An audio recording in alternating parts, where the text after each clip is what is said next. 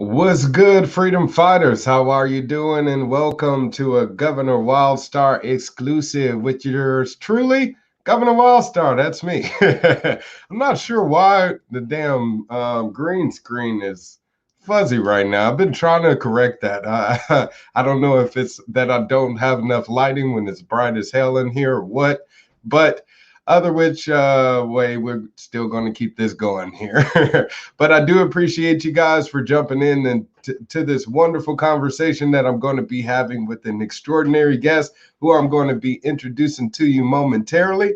First things first, you know what to do, people. If you're watching over there on YouTube, be sure to hit that subscribe button so you can receive notifications on any up and coming videos. Like I said, I'll be periodically dropping these exclusive chats as well as Black Side of Liberty podcasts, live stream videos, or whatever the case you want to call it. But you have to, hit that subscribe button so you can receive notifications. Since, as I said, I am running for governor of California, so my schedule is a bit hectic between that and family and other things. I want to make sure that I'm at least cutting out enough time to connect with you guys and get these videos out there. But it's up to you to connect with me so we can make sure that we keep each other in the loop. Speaking of which, make sure that you connect with me also on social media, Facebook, Twitter, Instagram, all that good stuff, so we can keep each other informed of what's really going on in the streets, not relying on the fake news to provide that information to us, but getting that straight from the horse's mouth, which is you and I. Okay. So let's connect with each other and keep each other informed of what's really going on, as well as expand our audience to keep our countrymen in the know as well. Okay.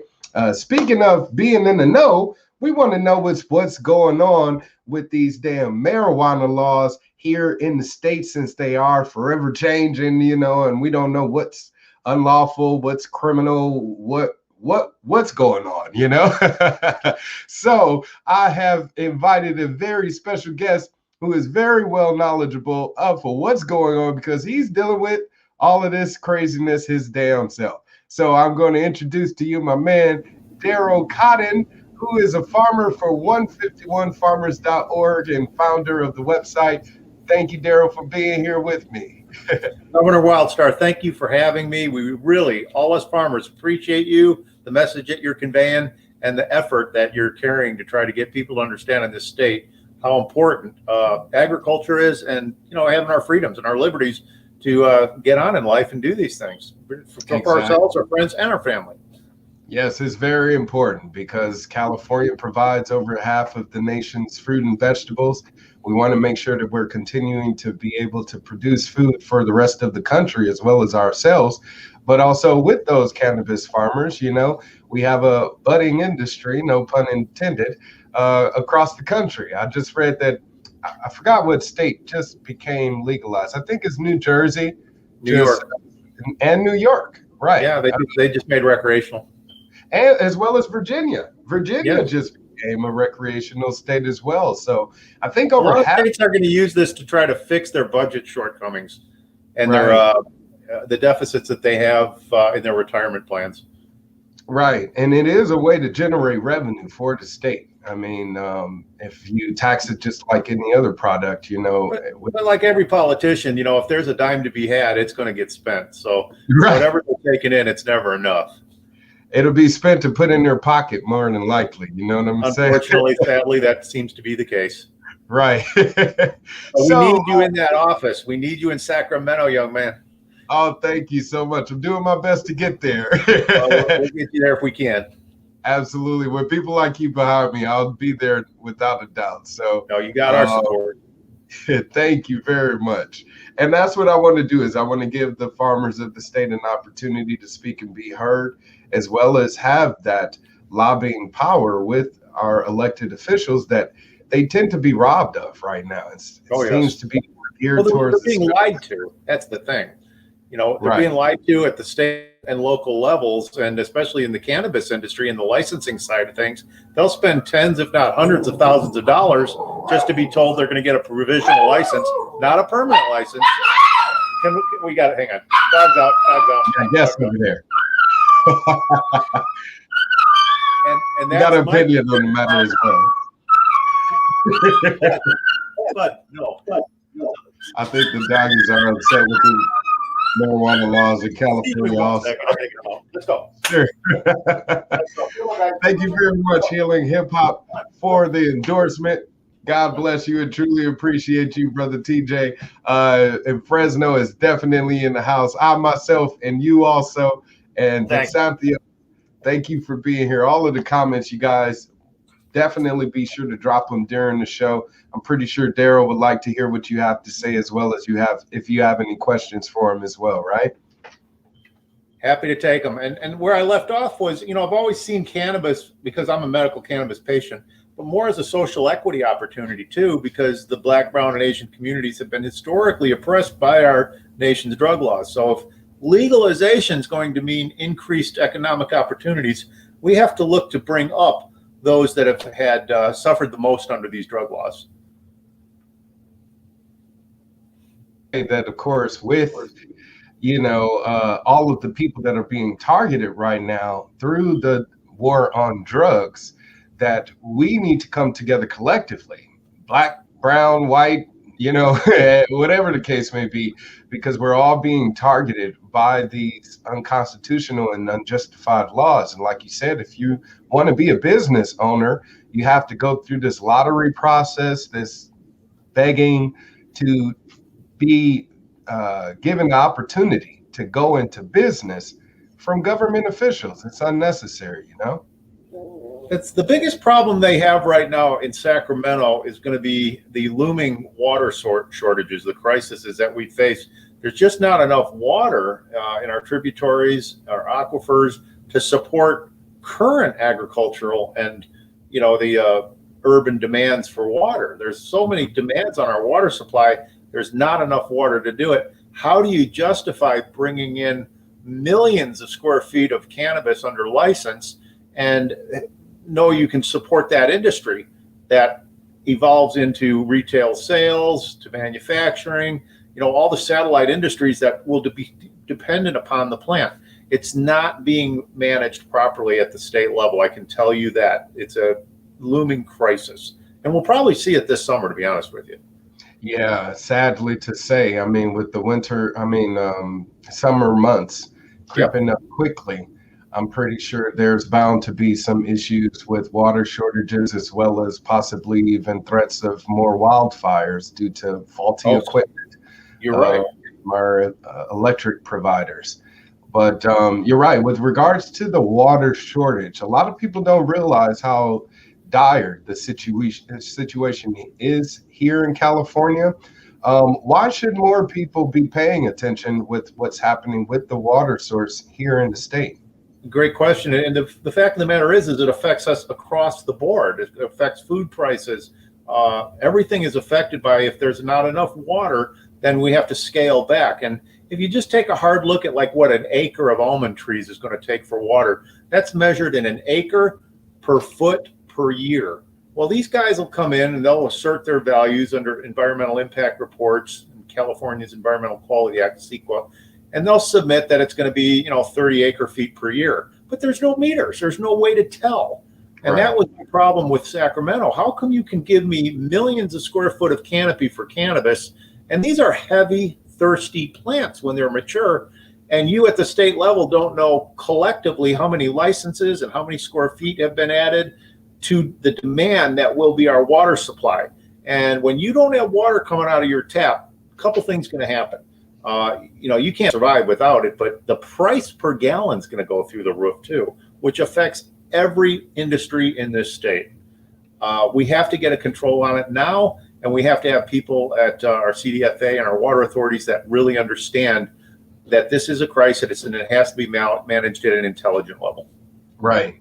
It sounds as if there's more so favoritism happening in the state capitol, with them picking and choosing who gets to have access to the water. The fines that are being applied to actually have access to that water as well is also, it seems to be suspect, because, if a homeowner gets charged, I guess for using water out of their own well, versus some of these larger corporations that don't pay anything at all, and they're siphoning off, thousands of gallons of water. Then it's definitely some favoritism happening there. So, oh, sure. And the state and local governments love the money that's being generated by cannabis. But let's not forget, it's still federally not legal. So as a business person, I have to agree to pay all these exorbitant fees and take on all these burdensome regulations, knowing full well that I'm in violation of federal law, and I can't even deduct normal business expenses under IRS 280E. My federal taxes don't allow me to deduct cannabis-related business expenses. Rent, payroll, utilities, none of that's deductible, which means 75% of every dollar I make is going out back to Washington, D.C. Sacramento has a real problem here. And you know who I blame? Ultimately, this goes back to 2016 when Kamala Harris was the Attorney General. At the time, you had Jerry Brown as the governor and Gavin Newsom as lieutenant governor. And this was too sweet of a deal. They pushed it through, pass it and we'll figure out what's in it kind of thing.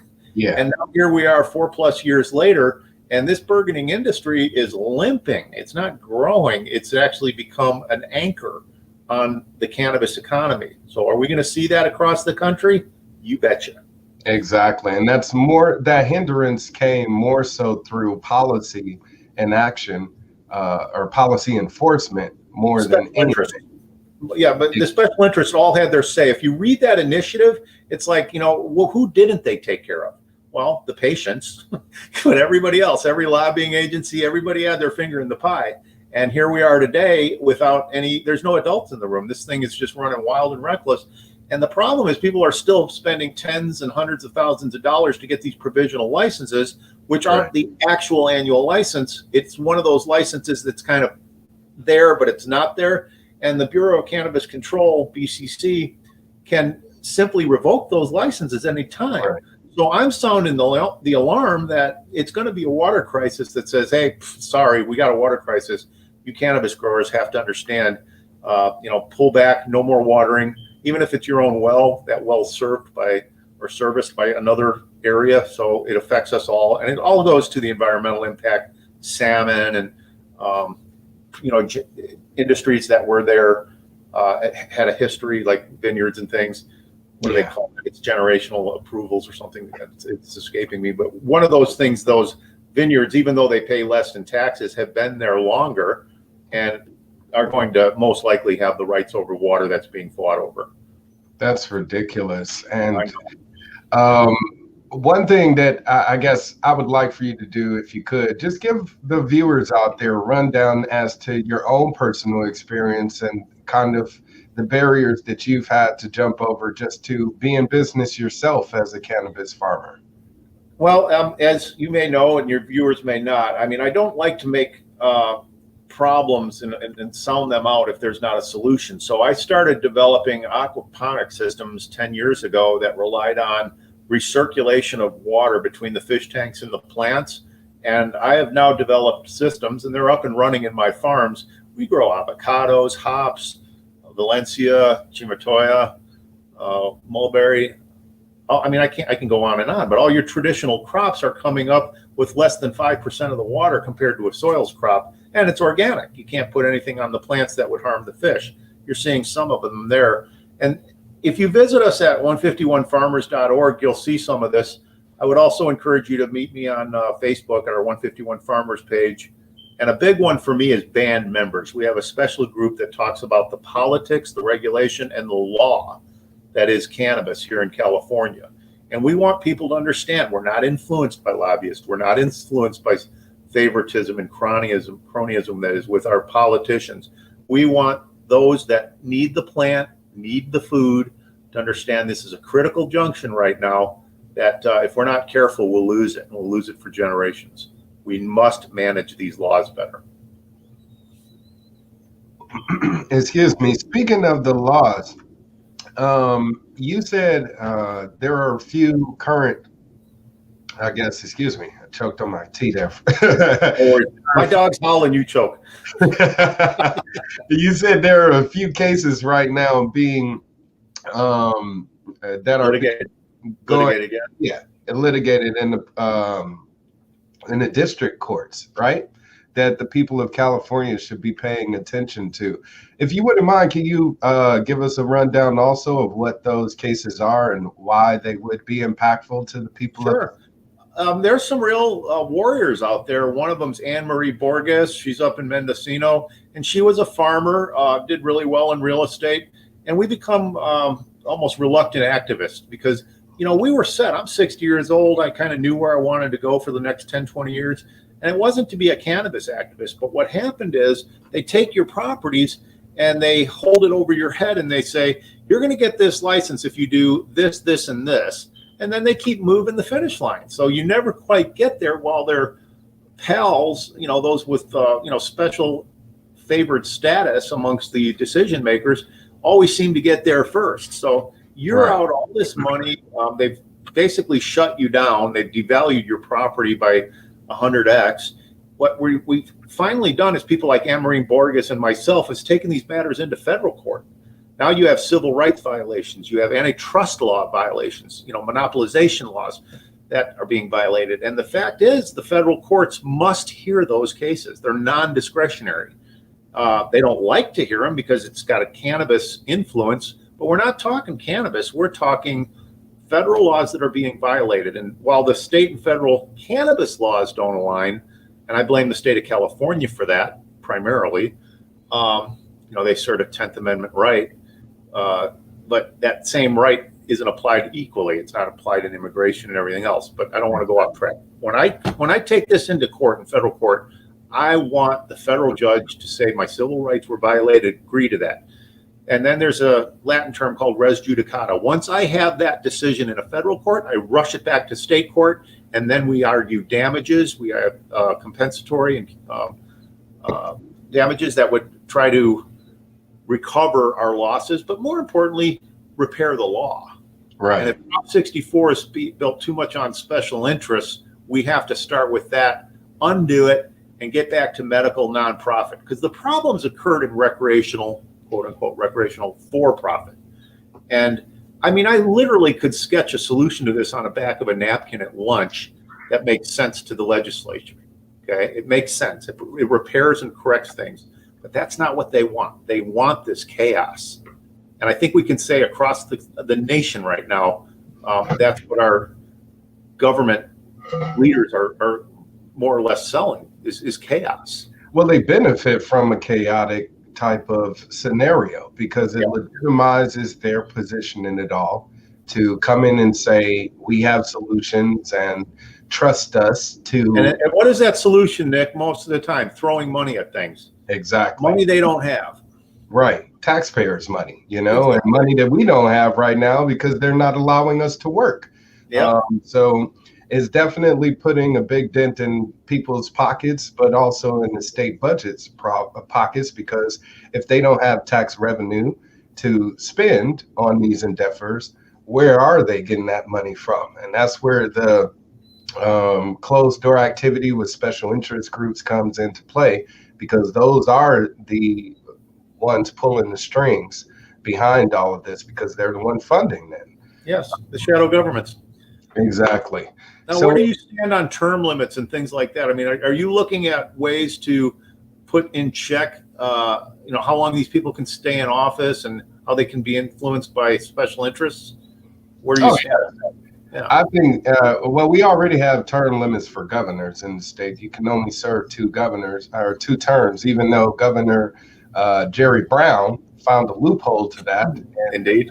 Ran for a third term. Yeah.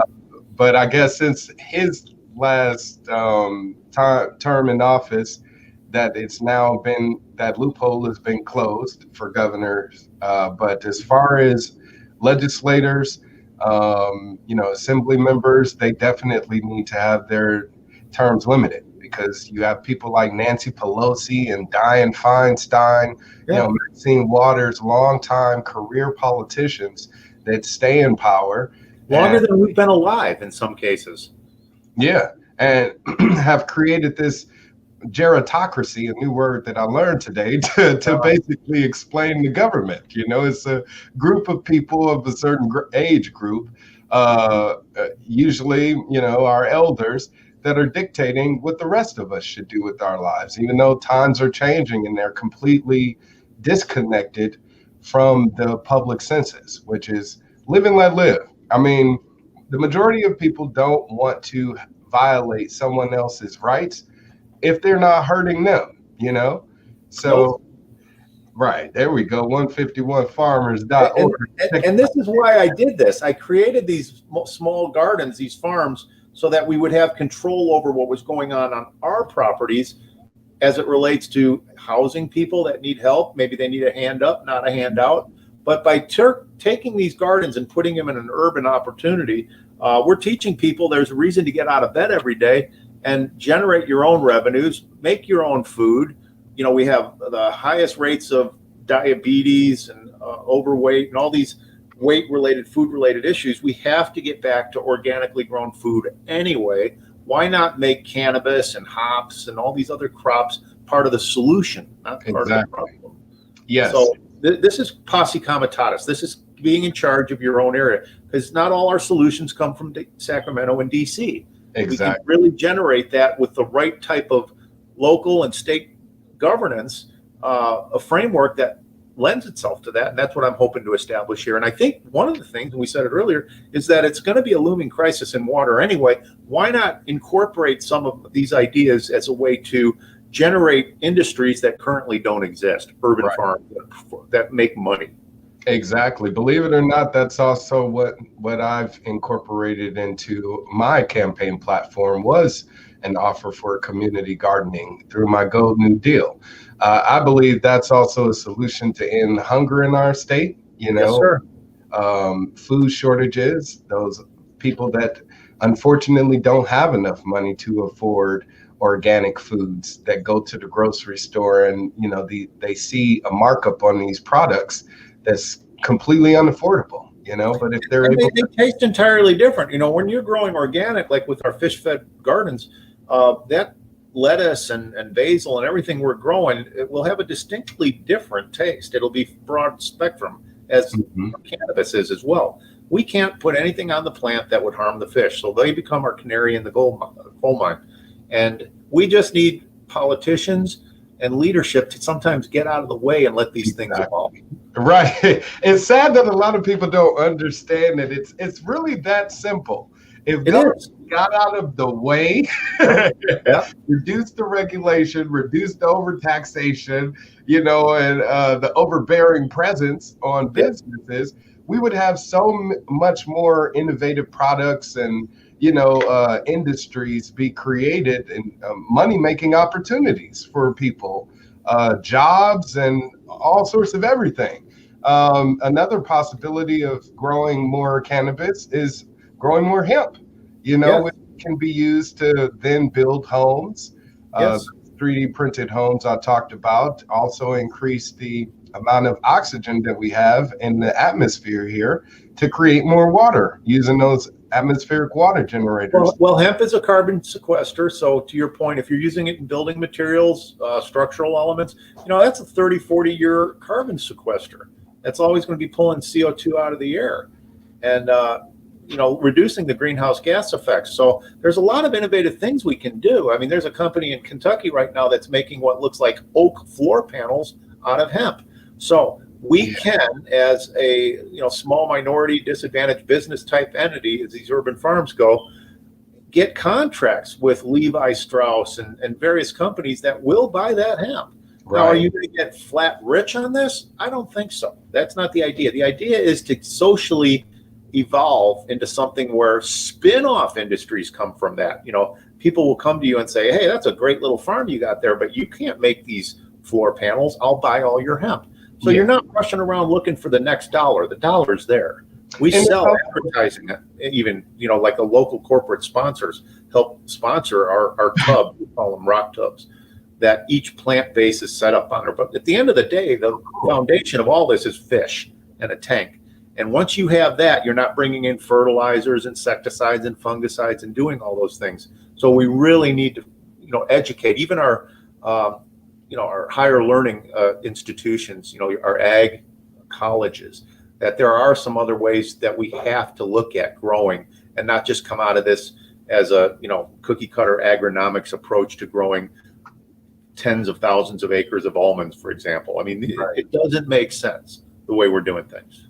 Not at all. It's sad that it feels like our elected representatives don't consult the experts, but assume that position themselves, that they know better than those people in the industry themselves.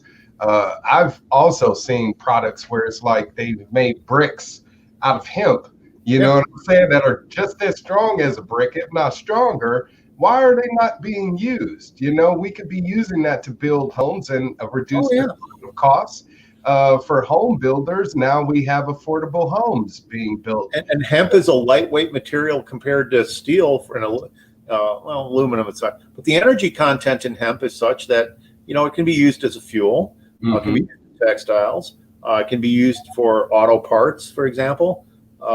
It's lightweight and it's a carbon sequester as well. So there's a lot of things that we need to bring around to the discussion. And I plan on putting some of my fish tank rock tubs on a trailer and actually having a solar tracking system that captures sunlight at a right angle. So it's about 40% more efficient. But as that tracks across the sky, it's going to always be oriented to have full face reception collection of the sun rays, and that will run my whole farm, because all my farm runs on is sunlight and a pump that moves the fish water between the plants and the fish. So if you can do that off grid with captured rainwater and solar power, you can put these farms anywhere, right, in the desert, And that's what we need, more sustainable farming, because that's also going to give us a reliable source for food.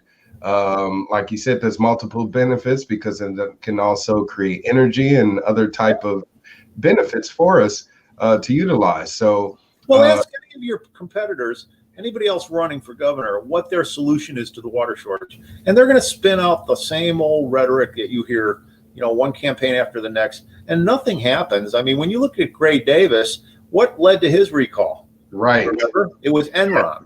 It was market to market. It was manipulation of our energy supply, which was done totally by Enron to bring up their receivables. And who paid the ultimate price? The California taxpayers. Well, California taxpayers are relying on governors, the elected officials and appointed, to do their jobs, and they're not doing their jobs. So ask those that you would be competing with for that position what they plan on doing about managing our water rights and our water authorities, and you're not going to get the right answer, because it's more of the same. Exactly. I mean, even Gruesome Newsom here, his famed dinner at the French Laundry was actually a few lobbyists for the Poseidon Water Company. One of which was the Prop 64 lobbyist too. Exactly. But you're right. What was there, like 13 people at that lunch? Yes, exactly. None of them wearing masks. None of them very good optics. None wearing and none socially distancing, but they're rich and powerful. So they do what I say, not what I do. Exactly. So us peons, they don't really give a damn, about us opposed to taking our money. Well, that's why we need a strong third party, because it's gotten too cozy between the two. Do you see that evolving at a national level too? Possibly with a campaign through Trump on a separate platform. I find a lot of things right now are aligning that there's not going to be a completely acceptable dual party system any longer. No, people are definitely becoming more upset with the duopoly more now than ever before, because of the unreliability that they present. Whether Precisely. It's far right or the far left, it's extremely divisive. It's not really pulling together the community or presenting solutions that we can all get behind. It's either favoring one group of people over another, or just not effective at all. So if anything, I see an infiltration of those political parties, whether it be on the left through the socialist movement. You have Democratic socialists like AOC and Bernie Sanders taking over the Democratic Party. But then on the right, you have a splintering happening with the people that were loyalists to Donald Trump and will now probably jump on his bandwagon if he decides to create a new party. But he said at CPAC that's not his desire. He wants to take control of the Republican Party, which a lot of Republicans don't want either.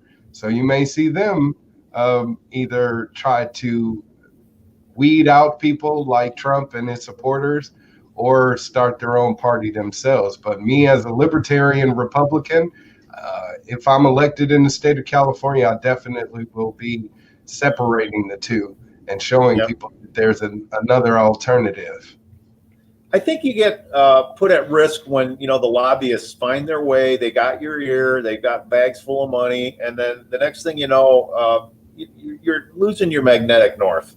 I've always felt that was a problem. So the lobbyists and their access to politicians, you could argue it both ways, but I see way too much favoritism going on as a result of that. Right. So I pray that can be somehow managed better than it's currently being managed. Yeah, I agree with our viewer here, Euban, who says people are fed up with the two-party system, but they're scared to vote libertarian. And I've encountered that myself, where during my 2018 campaign for governor, I was the endorsed candidate for the Libertarian Party. And although I had that amount of support behind me, I still met people who said, well, you don't have a shot. So I don't want to waste my vote. I'm going to vote for this candidate. Well, who always makes that pitch? One of the two parties. So exactly. I think it's going to be important that I do believe that the way we're voting has a lot to be desired. It has to be improved. I think you check into an airline, you pick up your tickets at a ball game. You have to show an ID. I want to prove who you are. And if there's voter manipulation, we have to put the kibosh on that. It's our entire democracy stands on fair and impartial elections. So for me to vote libertarian, which I've done, is my way of saying I'm not going to be subscribing to the duopoly. I'm going to subscribe to what I consider is the best candidate to handle the manners that we have in front of us today and into tomorrow. And Governor Wildstar, that's you, my friend. Oh, thank you. I hope to definitely, stand behind that claim and support as well. I don't see anybody with the possible exception of Cox that represents all the solutions that you do. No, I mean, even with election reform, they're not offering what I am, which is to improve that by creating more opportunities for us to vote, like blockchain voting and voting by phone, which a lot of people want to argue against, but it's more reliable if you're able to trace that information back and also make it transparent to where if I'm registered in the database, I want to be able to go online and see that my ballot was received and confirmed by the state. You don't have to expose who I voted for or how I voted or whatever. But that it counted. Exactly. And we've got the most technically advanced society now in our whole life. And you're telling me, we can't rely on that technology to make sure it's one person, one vote? Precisely. I don't care how we do it, but it has to be managed better than it is. We shouldn't have these questions under audit. Right. I also sponsor ranked choice voting, which will be implemented under me, which is basically changing our jungle primary now, where people are forced to choose between two candidates, whether it's Republican, or Democrat versus Democrat, which we've had in the state. That's what the law supports. I believe it's Prop 16 that changed that. But if we repeal that and implement ranked choice voting, now everybody in the state can vote for all of the candidates, and the one that has the most votes is the one that wins, versus you feeling like you have to vote only between these two, Right. I like the sound of that. I'll have to learn more about it. Yeah. I just know that in a representative government, if we put people into office that come in under one group of promises and then change that midstream, you have to give them some latitude. Things that do come up and become aware of once you take office will set your priority and your standards. But as the people go, I mean, we must know that we're not being told one thing while another is done. Exactly. Well, believe it or not, blockchain voting was presented to Governor Gavin Newsom, who Okay. vetoed it. Okay. You know that. I didn't know that. Yes, Democratic legislators introduced it to expand ranked choice voting in the state, which some counties already have, like Oakland. They have ranked choice voting. Uh, Uh-huh. so you had representatives introduce this bill to Governor Newsom, and he vetoed it. So reintroduce that bill to me. I'll definitely sign it if it, of course, uh, gives the people of California a better opportunity when it comes to voting. But yeah, it's just a better way to vote because it alleviates all of the stress also that people feel like that they have to choose Republican or Democrat in order to feel like their vote counts. If they know they can get in the voting booth and vote for each candidate and rank them between 1 and 10, and the one that has the highest ranking ends up winning. Then now we have an opportunity to see a different type of candidate actually getting elected versus one that is representing the establishment. Of course. And when you think about it at a national level, you wonder when you're seeing, your two choices, is that really the best this country has to offer? Exactly. Is that what it came down to? And I look at what happened to Bernie and what he had to give up and how he went quietly into the night. It's just there's Right. too many backroom deals, and the country suffers as a result of that. And we have to take it back. I'm not. When's the last time that California went red? Was it Schwarzenegger. Schwarzenegger? Yeah. Yeah. And that was an accomplishment. Yeah, it definitely was. But Reagan was a Republican, right? Was that? Reagan was a Republican. Reagan was a Republican. Yeah. So it can be done. I mean, it's not like it's completely out of character that we can pick and choose from those that are qualified. And at the time, it was because they were celebrities. But where you stand up is, and I hope I see you in more debates, because you're going to put the rubber to the road. People are going to understand that these are real solutions you offer. Homelessness, we just keep throwing money at it, but it keeps getting bigger. Exactly. These have to be corrected or they're going to be insurmountable. Yes, absolutely. It's sad that we don't have enough representation to create that change, and it has to be done at an executive level and in order for it to kind of stick. But the mainstream media is extremely manipulative by presenting candidate A versus candidate B and ignoring candidate C, D through Z. Right. That's what happened with the gubernatorial election that Schwarzenegger won. There were hundreds of candidates, over 100 candidates. We only heard of Schwarzenegger. We only heard of Gray Davis and everybody else. I actually voted for Adriana Huffington from the vote. She was a candidate. And that was actually a good choice. I was a big NPR listener, and she was on there, and I was like, I actually like what she says. So, and she ran as an independent. But yeah, I think with us taking advantage of the social media and the virtual reality we're all living in right now to kind of keep each other informed and say, hey, here's a better option. Don't let Fox News or ABC or CNN tell you who the candidates are. Do your research. Yes. Find out who all will be on the ballot. And like you said, look up those debates, see the candidates that have been in debates so far, because most likely I won't be in any of the major debates if they end up having them before the special election, because they require that candidates have fundraised at least $100,000. Believe it or not, that's the minimum for you to get on stage. So with this, we have two things happening here. The special election, which is going to happen maybe October, November. And then we got the 2022 gubernatorial race, right? Right.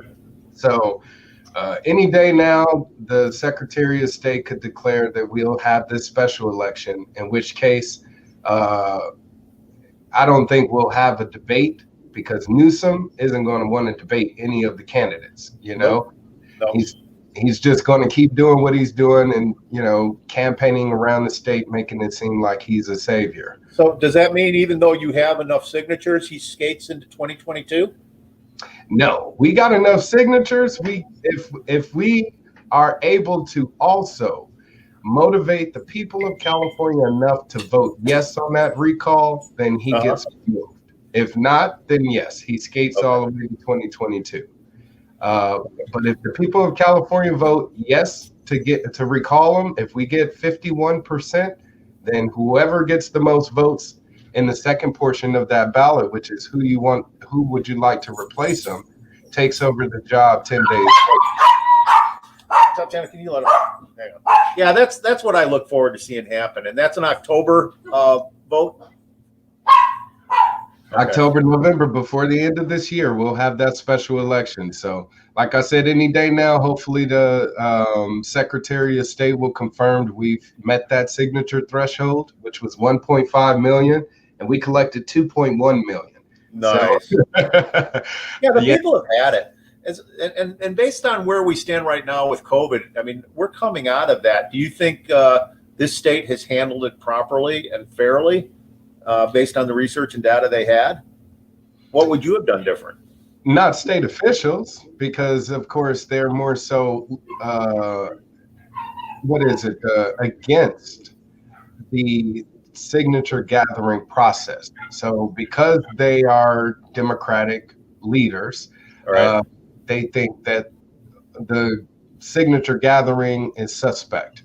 Thankfully, the people that organized this recall, because there were several other attempts, this one just happened to be successful because they met the signature threshold. But because they were so organized, they hired an outside company, a third-party company, to do signature verification before sending the petitions to the state. So they can verify that, hey, we're sending, X amount of qualified signatures to the state. And if they conflict with any information, then we have this data to back, But I think his biggest hurdle is explaining COVID and the way he handled that. And he's destroyed so much of our industry here in the state. And how he expects it to come back by just magically lifting the restrictions is the height of ignorance and arrogance. Indeed. And then he's also, aiming to do so around June 15th. Yeah. Right when kids go out for summer vacation, So, of course, schools won't be opening up. That's also a big time for our tourist attractions. But the majority of them are going to have a hard time getting back up and running, like Disneyland and Universal Studios and Six Flags, etc. It's going to be difficult for them to attract back the audience that they had before, especially with them implementing, protocols for coronavirus. So and that's the thing, the coronavirus has been bad, but it's been the tax policies and the regulatory burdens that have forced a lot of quality industries out of this state. How do we get them to come back? That's the thing. How do we get them not to leave our country? Exactly. That's going to take real leadership. The status quo has not done that. They failed miserably. No, and the ones of California, they are continuing to dig us into a deeper hole by taxing those businesses to death and having them leave, and of course, with the overregulation as well, that's not incentivizing them to stick around anymore either. So we're losing businesses, we're losing jobs, we're losing revenue. And the only way to really get that back is to cut all of it, honestly. So what do you do your first 30 days in office? What are your priorities? I'm going to do 30 days in one. Okay. On the first day, you could be signing executive orders till you run out of ink, I guess. Exactly. Yes. And like I said, reversing and nullifying a lot of these existing laws. So on day one, that's exactly what I'll be doing, rolling out a series of repeals and nullifications and executive orders. And that will include ending that income tax, ending the business tax for the state, ending the gas tax and other excise taxes. And that Mulford Act, saw one of my. Yeah, I keep seeing that come up. I'm not familiar with it. Do you know what that act entailed? Yes, so California used to be an open carry state until the Mulford Act was introduced, and that was because of the Black Panthers display at the state capitol. So they rushed through legislation that was penned and authorized by the NRA, and was slapped on Reagan's desk, and a Republican, Ronald Reagan, signed that into law. Nicholas Wildstar, as governor, will be nullifying that. Nice. And putting California back on the path to being an open carry state. I think people in open carry states tend to be a little more respectful and polite. You know, it's only the criminals carrying guns that are closed carry. This is the problem. They're not having to do background checks, and they're out there to simply take advantage of those that are less able to defend themselves. There's no real answer to this other than, you know, securing our borders to the point that we can tell, you know, who is in and around our neighborhoods and around us and our kids. And we rely on our elected officials to make sure those things are maintained. And that's just not happening right now, as you can see at the borders. Yeah, and it's sad that the elected officials don't give us an opportunity to protect ourselves, because that's mainly what it is. It boils down to a self-defense issue. And with us having the ability to, again, protect ourselves being limited, that's going to eliminate the possibility from us being able to defend ourselves when needed. Case in example is, increasing protection for women in the state. Yes. If they're unable to be in possession of a weapon unless they, qualify and pay a certain amount of fees, etc., then they are put in even more danger. So if we talk about protecting the women that live in California and our children, for parents such as myself that want to be able to protect their child, then don't violate my right to defend myself and my family. And that's what every anti-gun law is in the state. Every anti-weapon law in the state. We have laws that prevent us from having collapsible batons. Did you know that? Yeah. It doesn't surprise me. Phrase and all sorts of devices that again are non-lethal,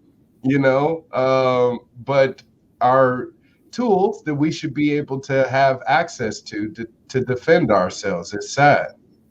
So we, the people, have to have, in our system, in our democracy, we have the executive, the legislative, and the judicial branch. So when the executive and the legislative branches have failed us, that is until Nick Wildstar gets in there, we have to count on the judicial. And I have taken, as well as a handful of other people in this state, to the federal courts, these civil rights arguments and antitrust arguments as it relates to infringement by local and state governments, elected officials, against our rights. And there's something called the Bivens Act. And the Bivens Act allows you to go after people that would normally have immunity. The police, for example, the judges, your legislatures, when it can be shown that they violated your constitutional rights knowingly. And it's a hard bar to pass, but we're passing it. I mean, I've not had a judge kick my case out yet, because the points that we're arguing are, in my case, judicial fraud. And that is the only form of recovery I have anymore. The executive and the legislative branches take forever to get anything done, and it's always a washed out version of what it needs to be. So with the new gun laws and the proposed executive orders that Biden's going to put forth, the NRA is going to come back and argue that in a federal court almost overnight. And like free speech, how do the courts take a look at that? Well, I don't know. That's my big I don't know right now. What's going to happen in our courts? Do we have justices that are capable of protecting and respecting our rights? Yes, that was actually my question to you, because I've come to find that through the law system that a lot of justices don't follow the Constitution, and they have judicial immunity. And because of this, it pretty much ties our hands when it comes to getting justice through the law system. So, what should the response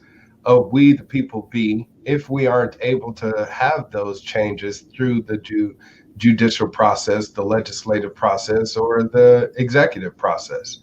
I think they have to fear the consequences of their actions. Now, in my case, I've got Judge Todd Robinson. He was a Trump appointee in September of 2020 to the Southern District, and he's my seventh federal judge. Six have recused themselves because the law is on my side. And if they could have dispatched my case, they would have 3-4 years ago. But the fact of the matter is when judges make a mistake, other judges try to protect them. So the only thing we can do is continue to hammer at the law and state that, the judges eventually have to do their job. You're going to have to find one that will do their job. And if you're constitutionally correct, you will find that. I'm about to ask for a recusal of Judge Robinson because he's not deciding a question of law. And that's what they're supposed to do. That's what they're hired to do. And you don't let a jury determine law. A jury determines the evidence, whether it's factual or not. But the judges have to decide whether it's lawfully correct.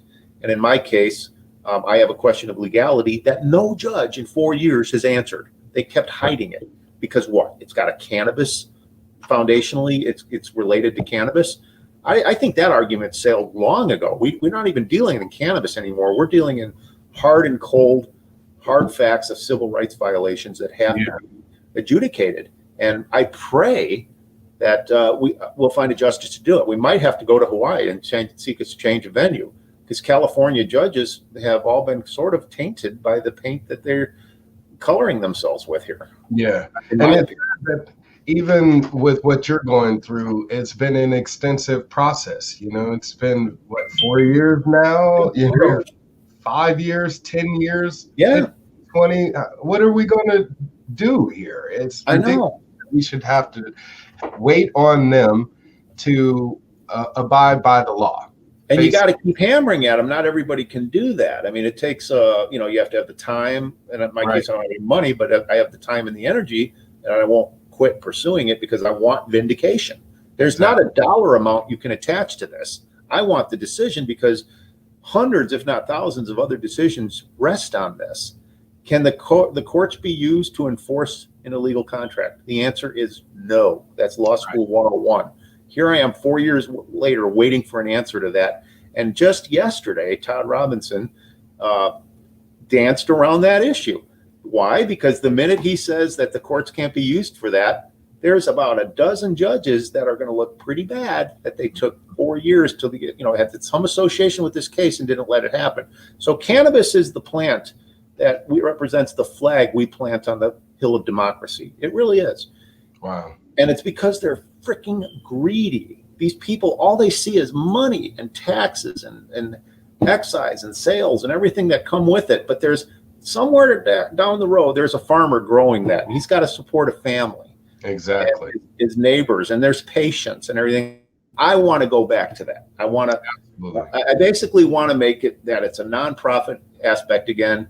And then eventually you'll have a federal and state alliance, which doesn't look like it's going to happen anytime soon. But when that happens, the federal tax burdens are going to be enormous. Yeah. And cannabis, as we know it, will be gone forever. Yeah. And with the consideration of the MORE Act already right now, and I guess Congress considering about decriminalizing marijuana, that's going to open that door to corporate takeover. And it has already. It was Boris Jordan, who's the Russian oligarch that sponsored the MORE Act, and it's basically Prop 64 on steroids at a national level, and it allows for much more incarceration because now you've got people that are, basically moonshining cannabis that's unregulated, competing with regulated. So the new forms of sentencing will be more restrictive and harsher than what we had prior. So all of that disappears in a nonprofit medical, which you can't forget that this has medical components, Of course. I'm speaking from that myself. So you can't lump medical and recreational together and expect it all to be managed by the same bureaucracy. It doesn't work. There's competing interests. Right.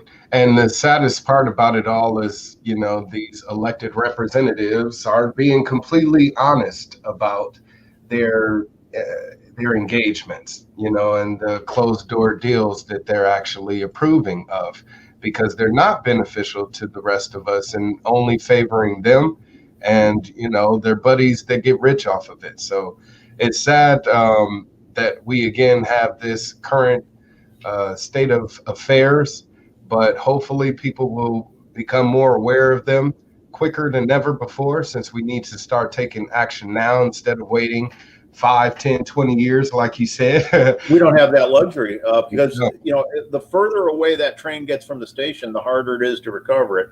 And as you've been saying in his post right now as a boutique grower, yes, it's hard to compete. You're not going to compete.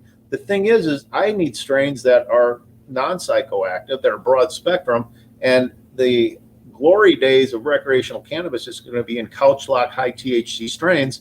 So those dispensaries aren't even going to stock that.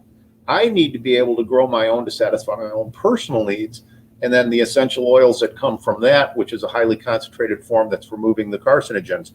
You can't stand in my way from doing that. You have HIPAA rights. You have, you have constitutionally protected rights that demand you're allowed to do that. And if you start legislating that away, further and further away, the next generation won't even know what the fuck we were fighting for. Exactly. Yeah. We'll remind them. We're going to remind them on the record in a court of law, my friend. I will be there with you, right with you, and making sure. I know you will, and then I'll look forward to seeing you and sitting up there in the Capitol. So I want to talk to your water board when that day comes. I want to throw some ideas at them. I'll make sure that you get front and center. Definitely. Thank you, my friend. Well, I think we covered it. Was that? I think we covered it all. Yes, indeed. I was about to say, I think we gave a lot for our viewers to chew on. So we'll give them a moment to digest all of the information you provided us during this chat. But I definitely hit me up on Facebook. I got a Facebook group called Band Members. I'd love to have your audience participate in those discussions. We're here to help you and support your campaign. Obviously, anything we can do, reach out anytime.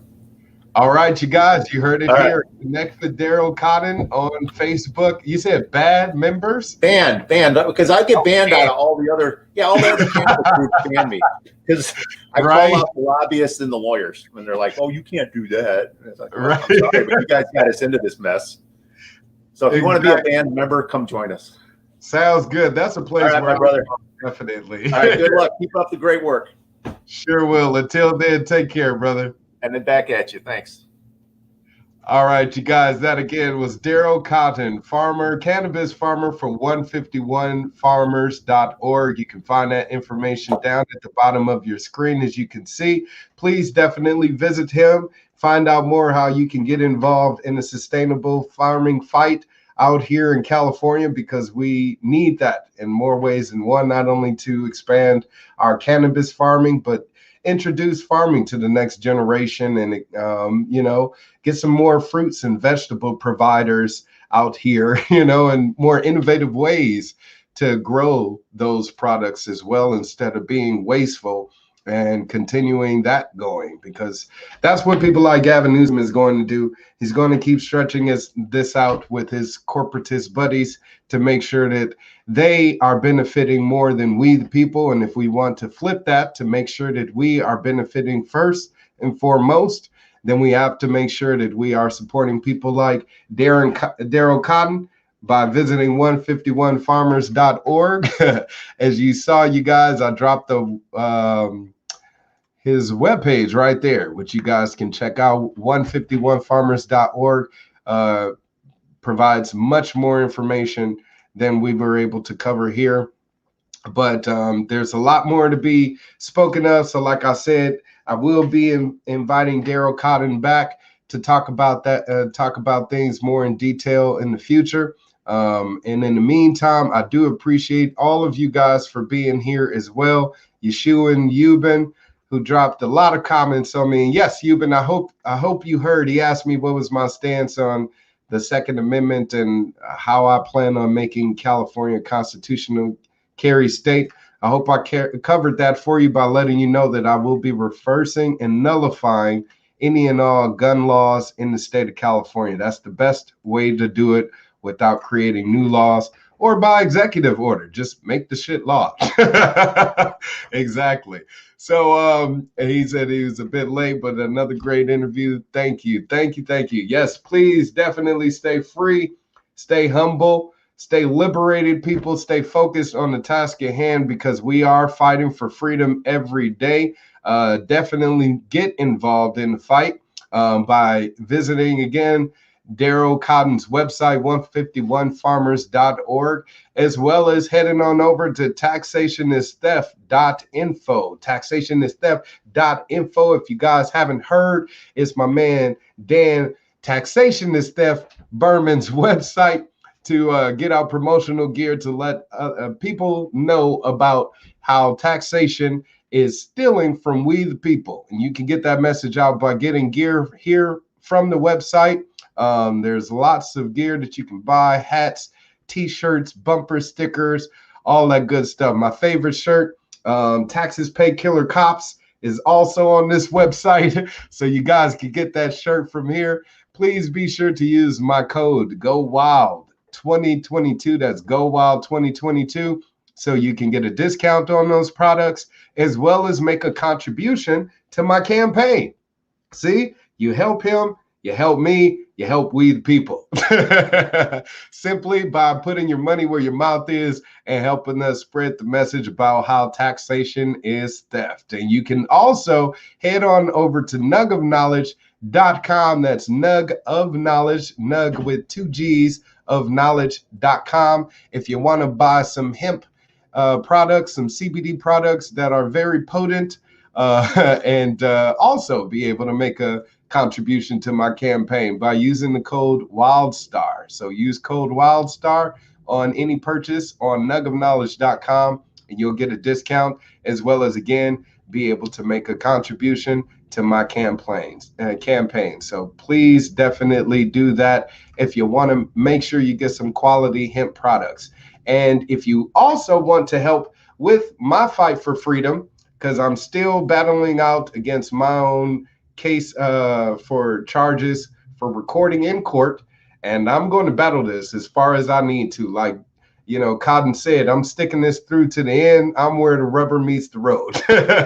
And I will fight this cause as far as I need to. I'll take it to the Supreme Court of California or the Supreme Court of the United States of America to make sure we, the people, have a right to record our elected officials, and that right is protected by our sworn government officials. Okay, so if you want to help me afford legal representation to free Wildstar, head on over to GoFundMe.com. Hold on, let me drop that right there. Okay, GoFundMe.com, free Wildstar, GoFundMe.com/free Wildstar, and make a contribution today. Yes, definitely, Yuba. Get that Taxes Pay Killer Cop shirt and send me a picture once you do. And for all of you people out there, if you haven't heard, we, the people of California, are removing our governor, as we discussed during this conversation with Darryl Cotton. So head on over to recallgavin2020.com to find out more information about how we were able to successfully gather those signatures, why we want to remove him from office, because we still got to make that happen. Even though we've collected enough signatures to hopefully trigger that special election, we definitely want to make sure the people of California, again, stay informed as to why they should be recalling Gavin Newsom when that recall election happens.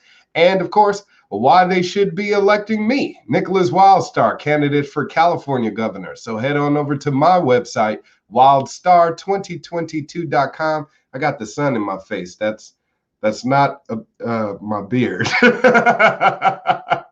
But I got the sun shining on me over here.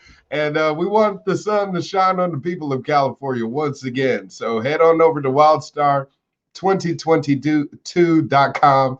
Join Team Wildstar by filling out one of these pledge cards so you can help with fundraising, getting the message out there via social media, et cetera, et cetera.